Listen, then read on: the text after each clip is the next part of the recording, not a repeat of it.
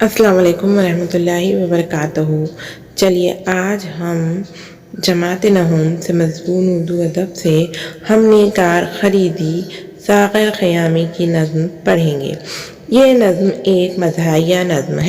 پرانے زمانے میں کسی شخص کے امیر اور مالدار ہونے کی علامت یہ بتائی جاتی تھی کہ اس کے دروازے پر ہاتھی جھومتا ہے۔ ہمارے زمانے میں کسی شخص کے گھر کے آگے اس کی کار کھڑی ہو تو وہ آسودہ حال سمجھا جاتا ہے۔ اب مالدار لوگوں کی تعداد میں اضافہ ہوتا جا رہا ہے اور کار عزت و وقار سے زیادہ ضرورت کی چیز سمجھی جانے لگی ہے۔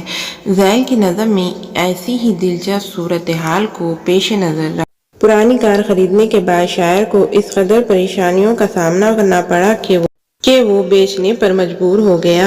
چلیے آئیے شاعر کا تعارف دیکھتے ہیں۔ ساغر خیامی کا اصل نام سید رشید الحسن تھا۔ وہ 7 جون 1938 کو رامپور میں پیدا ہوئے۔ ان کے والد سید اولاد حسین نقوی بھی شاعر تھے اور شاعر لکھنوی کے نام سے معروف تھے۔ ساغر خیامی کے بھائی نادر خیامی بھی مقبول مزاحیہ شاعر تھے۔ ساغر خیامی نے لکھنؤ میں اعلیٰ تعلیم حاصل کی اور جواہر لال نہرو یونیورسٹی دہلی میں ملازمت اختیار کی۔